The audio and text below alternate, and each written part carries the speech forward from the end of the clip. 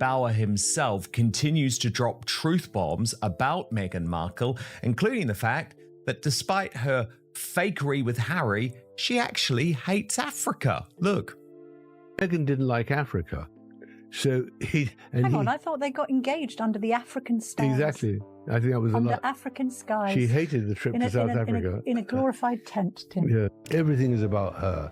The generosity is only about if I express philanthropic views, how to reflect on me. And I think that's fine for her, except that she's doing it at the expense of our royal family. And that, I think, is unforgivable. And that is why I've taken her on, because I'm a monarchist. I believe the monarchy is critical to Britain's survival. And everything she has done since she inveigled her way into the royal family was warned exactly what was expected of her as the Duchess, the wife of Harry, has been to undermine the very people who gave this third-rate actress credibility and status. Absolutely. I mean, the cost of living for them is enormous. I mean, the security alone, which they feel they need, must cost between $1.5 and $2 million a year. The upkeep of their home and their staff must cost at least another $2 million. And then there's the rest. So I think that they're running out of money. I mean, I've conservatively put their annual expenditure at $3 million, but for that they'd have to earn $4 or $5 million, and it's they're running out of money because they run out of people to interest to buy their story. Of what the insiders and Variety says they spoke to multiple insiders. The mood in the building is we're done, says a Netflix insider on the vibe on Meghan and Harry. Their bedside manner has ruffled feathers in meetings, and lackluster ratings for shows have led to doubts that e-commerce is the best way for Netflix to stay in business with the couple. Something wild happened this week, and it kicked off before Tom Bower's book Betrayal even reached the shelves. Before one bookstore sale, before readers could flip a single page, Meghan Markle's camp was already swinging hard. Her spokesperson blasted the book as deranged conspiracy and melodrama and accused Bauer of crossing the line from criticism into obsession. They also said he was a man who builds bigger and bigger theories about people he does not even know. That was meant to shut the story down fast, but it did the exact opposite, because here is the part that really turned heads. That statement did not damage Tom Bower at all. It gave the book more heat, more attention, and a whole lot more curiosity. Instead of burying the story, it pushed it higher, and before long the book had shot straight to #1 on Amazon. Then the timing made everything look even messier. Fresh money numbers started popping up.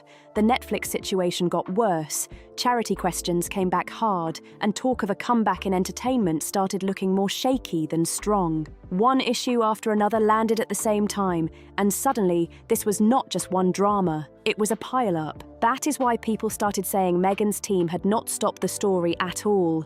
They had cracked the door open and let everything rush through. So now the focus is not on one headline. It is on every claim, every setback, and every bombshell people say is stacking up around them. The first big headline lighting this up came on March 6, 2026, when Netflix confirmed it was ending its partnership with Meghan Markle's lifestyle brand, As Ever. That mattered because Netflix was not just distributing the project. Reports said it was an equity partner, meaning the company had real money tied into it and then chose to step away. Meghan's side quickly framed the split as planned, mutual, and empowering. Her spokesperson said, I've written 29 books. I don't write about people who like me or I like them. My whole criteria for writing is not whether I like them, but these are people who are famous. So, of course, I don't deny at all I don't like her. I think she is a person who's done huge damage to the royal family, has been deeply, deeply inaccurate on many issues, and is of absolutely no value either to the royal family or society. But she just sucks from it. She takes from it and exploits it and profits from it. As Ever was ready to stand on its own, Netflix kept its wording polite and said it was glad to have played a role. But once people looked past the polished statements, critics said the numbers told a much rougher story. Her lifestyle show, With Love, Meghan, launched in March 2025, but it reportedly failed to break into Netflix's top 300 shows. Season 2 was said to pull around 2 million views and still missed the major charts. Variety reported that it ranked 3,436 among all titles on the platform in the first half of the year. That is not a tiny slip. That is the kind of ranking that makes people in Hollywood go cold real quick. And the product side looked rough too. Variety reported that Netflix had a surplus of as-ever goods sitting unsold in storage, including teas, baking mixes, and jam, with a reported value of more than $10 million. If that figure is even close, that is a brutal amount of stock just sitting there and going nowhere. Then came the complaints that made the brand look even more shaky. Some customers reportedly received candles without wicks. The jam got called thin and runny. Bauer also claimed he traced the production back not to some cozy Montecito kitchen setup, but to bottling operations in Ohio and Illinois, with jars sourced separately. That matters because it clashes hard with the softer image being sold to the public. The whole vibe was supposed to feel personal, handcrafted, and close to home. That was the story. The jam, which was meant to be strawberries picked in her garden and then lovingly turned into jam on the hob in her kitchen with Lilibet looking on, in fact is a spread manufactured in Ohio, Illinois, and put into a rather attractive jar. We tracked the jar makers down too, and they sold very few of the jars to the Illinois bottling plant and manufacturing. So of course not. That is why Netflix have finally admitted or revealed this week that they are ending their relationship with her, which I predicted in my book. Strawberries from the garden, warm domestic charm, the full polished fantasy. But critics say the actual product trail did not match that image, and that gap is where the brand started taking hits. Then there is the bigger money angle. The original Netflix deal signed in 2020 was widely reported to be worth around $100 million. But by August 2025, reports said it had already been reduced to a first-look deal. That is a major downgrade because a first-look setup means Netflix gets first refusal on future ideas. But there are no huge guaranteed payouts attached the way people first imagined. In plain terms, the easy money phase looked over. No more giant headlines about blockbuster checks, no more feeling like every idea would automatically get funded. At that point, results mattered, and critics say the results just were not there. Spotify had already gone sideways before that. When that deal ended in 2023, one executive famously described them as grifters in a remark that spread everywhere online. Fair or not, Hollywood remembers lines like that. And once that label sticks in public talk, it is hard to shake off. While all of that was blowing up, another problem was quietly getting attention through charity filings. My book now is about the last 5 years, when they're paying the price for betrayal, which is namely that they are desperate. They have lost, they haven't got any more programs lined up, they're running out of money, they've lost their credibility, they're very, very anxious to return to Britain to resume their royal titles, because revalidate them, because they are diminished as people. And so the whole book is a very different story and a new story. And I think the reason why people will be interested is because they're intrigued by the endgame about the Sussexes. I mean, divorce, desperation, debt. And I believe Harry is really depressed right now. And it's not just what's happening with this court cases, things with Meghan and, the monarchy, and it's just their finances. It's one of these things where you make your life worse and worse with everything that you do, and it's playing out before the whole world, and that's another part of it. I just don't know how Harry and Meghan, for that matter, can survive everything that is happening to them, because nothing is going their way. And I can only imagine what is happening behind closed doors with this couple, because the whole world is watching the complete unraveling of their lives. Meghan and Harry's foundation, Archewell, now styled as Archewell Philanthropies, had its 2024 tax returns made public, and the numbers raised a lot of eyebrows. In 2024, the organization reportedly brought in just $2.1 million in donations, compared with $13 million back in 2021. At the same time, expenses and charitable grants were reported at $5.1 million. That left a deficit of $2.5 million in a single year. Put simply, critics said the foundation spent more than twice what it brought in, and that is the kind of math that sets off alarms fast. Then came the staffing issue, and that made things look even worse. Reports said the organization had lost around 60% of its workforce. Senior staff had reportedly been leaving for years. At least 5 executives had departed, and James Holt, one of Harry's longtime trusted figures from before the wedding, was reported to be returning to Britain. Their chief communications officer, hired in March 2025, also left within a year. PR voices speaking publicly about those filings did not hold back. One said the spending gave the appearance that the foundation was being used like a personal toy chest for favoured interests. Another warned that without serious transparency, not rebrands, not glossy photos, not staged goodwill, the group could face what he called total failure. That is tough language, and it landed hard. What made it sting even more was the detail that the couple reportedly listed only 1 hour per week each for foundation work in a prior filing. That detail has stuck with critics because it makes the whole operation look smaller, thinner, and more performative than the branding suggests. Then Bauer's book goes beyond the raw numbers and into insider accounts, and that is where things get even more intense. According to him, the bigger issue is not only money, it is behaviour, reputation, and how people felt after being in the room with them. He points to Colombia, where Meghan was invited by the vice president, a woman whose life story included real hardship, real danger, and real struggle. The hope, according to Bauer, was that Meghan's presence would help shine light on children's causes. But instead, he says the speech drifted back toward Meghan's own life and her own message about women finding their voices. Bauer paints that moment as deeply revealing. In his telling, Meghan could not stop making the room about herself, even while sitting beside someone whose family had faced serious threats. That is his argument, and it is one of the book's sharpest attacks because it goes straight at motive and character. Then there is Bala, the charity Harry co-founded to help children and young people affected by HIV and AIDS in southern Africa, a cause many people still see as one of his most meaningful projects. Bauer claims Harry had not visited the charity's work in Lesotho for 5 years. If true, critics say that absence alone says a lot. He also says the charity's chief executive bluntly warned Harry that his public image and repeated attacks on the royal family were hurting fundraising efforts. According to that account,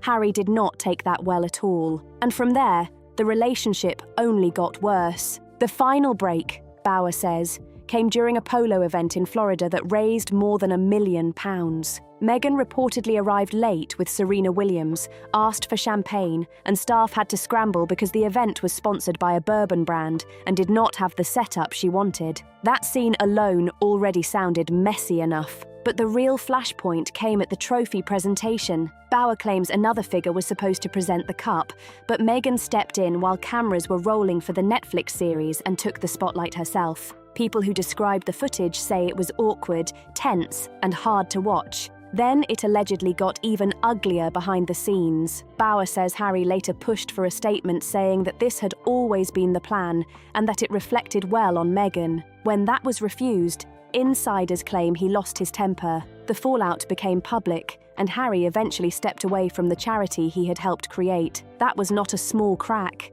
That was a major rupture. And now comes the part Bauer says really frightens Harry. For years, the line around royal titles was that stripping them was practically impossible on constitutional grounds. But after Prince Andrew lost his military roles and royal patronages, that old line started looking a lot less untouchable. And that, according to Bauer, is where the deeper fear starts creeping in. For years, people acted like it was impossible to touch royal titles without a full Act of Parliament. That was treated like a hard wall, something fixed. something nobody could move. Then Prince Andrew's situation changed the whole conversation fast. Suddenly, what had sounded untouchable did not look so untouchable anymore. A set of letters patent got signed, and just like that, the old idea of constitutional impossibility started looking a lot softer than people were told. That is the part Tom Bower says Harry understands very well. In his view, Harry knows the rules are not as locked down as they once seemed. He knows that once Prince William becomes king, and with King Charles's health still a major topic of public concern, the ground could shift very quickly. What once looked like an abstract threat could become a direct and personal one almost overnight. And from Bower's perspective, William is not likely to sit back and watch a rival royal brand keep operating out of California forever. He is not expected to enjoy seeing Harry and Meghan continue using their Sussex titles in public-facing business projects, paid appearances, and prestige-driven ventures. Critics say that is the deeper issue now, not just family tension, but the public use of royal identity as a commercial asset. That is why the Sandringham Agreement keeps getting dragged back into the spotlight. When Harry and Meghan stepped back from royal duties, the understanding was clear in the eyes of many observers. They were not supposed to profit directly from royal status in the way working royals never would. Bower argues that line has been crossed again and again, whether through branding, appearances, or the larger image machine built around the Sussex name. And that is where Andrew becomes the warning sign. If the palace once treated certain constitutional moves as too difficult or too risky, his case showed that things can change when the will is there. Bower's argument is blunt. If William decides enough is enough, the path to act may already be there. Andrew, in this reading, did not just lose titles and roles. He showed the palace can move when it wants to. Now look at the wider picture, because this is where the money pressure starts tightening hard. The Netflix brand partnership is gone. Archewell is under heavy scrutiny because of its financial picture. Paid public events, including high-priced appearances overseas, are being talked about as one of the few visible income lanes still standing. And in the middle of all that, a fresh rumour starts making the rounds in Hollywood. Meghan may want to return to acting. That idea got a new push when Eric Roberts, brother of Julia Roberts, spoke in an interview and basically cheered her on. He said Meghan could come back to acting and blow everybody's mind. His wife, who works as a casting director, also said the time had come. On paper, that sounds like support. It sounds upbeat. It sounds like somebody in the industry opening a door. But the problem is Meghan herself had already said something very different before. In a 2022 interview with Variety, she made it plain that acting was behind her. She said, "My intention is absolutely not to return to acting." That was not vague. That was not maybe. That sounded final. So now if that message changes, people are going to notice, and they are going to ask why. That is what makes this look awkward in Hollywood terms. A comeback only feels exciting when the industry is visibly hungry for it. Right now, critics say that hunger does not seem obvious. There is talk, there is chatter, there is some polite support, but there is not exactly a stampede of major studios rushing to roll out the red carpet. And in Hollywood, silence can say a lot. A recent red carpet moment only added more fuel to the talk. Actor Jack Quaid was reportedly asked on camera about starring alongside Meghan in an upcoming Amazon project. His response instantly got attention because he seemed caught off guard. He said, "It was insane," then quickly shifted his praise to the rest of the cast instead of focusing on her. That tiny moment made people lean in fast, because in Hollywood, people know the code. When someone does not want to say anything sharp, but also does not want to go all in with praise, they often pivot. They compliment somebody else, smile, and move on. That is exactly why commentators seized on Jack Quaid's response. To them, it looked like a classic dodge, and the kind of dodge that only gets louder because everybody understands what it usually means. Then came a warning from a corner that made the whole thing more serious. This week, Tina Brown, author of the Palace Papers and someone long seen by many as more sympathetic than hostile toward the Sussexes, raised concerns in a piece on her Substack. And this was not framed as praise.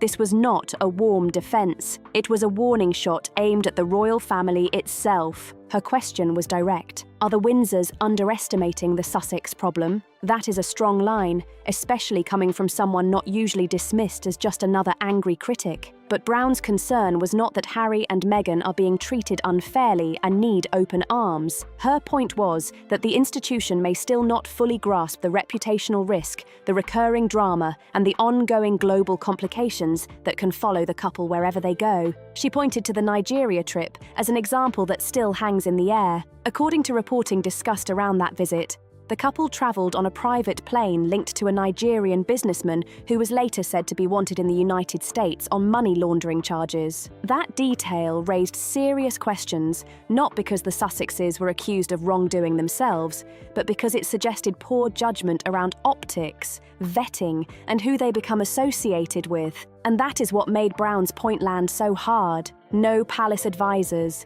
no clear royal structure, no careful due diligence process standing between the couple and a potentially explosive headline. In her view, that kind of loose setup can damage the monarchy from the outside just as much as a scandal from within. She even compared the pattern to the kind of unchecked decisions that helped drag Prince Andrew down. Tom Bower, though, does not agree with Brown's answer at all. Brown floated the idea that some limited form of re-engagement might reduce the risk, maybe by containing the problem instead of letting it drift. But Bower's view, and the view he says people around William share, is the exact opposite. In that camp, bringing Harry and Meghan back into any closer royal orbit would be a huge mistake. Why? Because from that angle, proximity means access. Access means stories, leaks, resentment, interpretation, and eventually more material for media projects, books, interviews, and brand building. That is the fear. Not reconciliation, not healing, just another cycle of private royal life becoming public content. So in Bower's version of this fight, distance is not cruelty. Distance is strategy. And when you lay all of that beside the financial side, the picture gets even more intense. Bower has been consistent across both of his books in painting Harry and Meghan's future as a slow collision between image and economics. In that reading, the real endgame is not one giant scandal. It is pressure, ongoing, expensive, relentless pressure. Their annual costs are said to be enormous. Security alone has been estimated at somewhere between $1.5 million and $2 million a year. Then, there is the mortgage tied to the Montecito mansion, reported to be worth around $14 million. Add staff, travel, image management, legal bills, business support, and daily operating costs, and Bower estimates minimum yearly spending in the range of $3 million to $4 million, possibly more. To sustain that kind of life, they cannot just earn money once in a while. They need major revenue streams that keep producing. They need projects that hit. They need deals that renew.